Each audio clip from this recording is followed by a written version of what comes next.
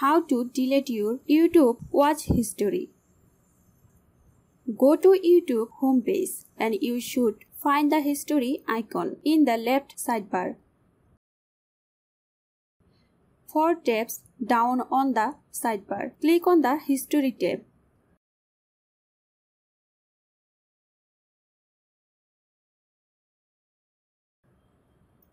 Then, you should now see a list of YouTube videos that you have recently watched. Press the X icon to delete any video you want.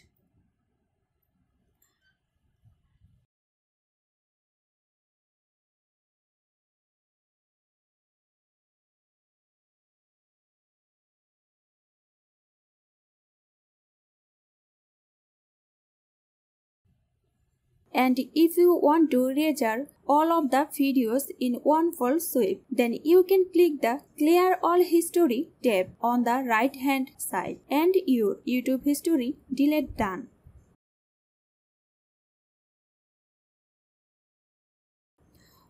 I hope helpful this video for you.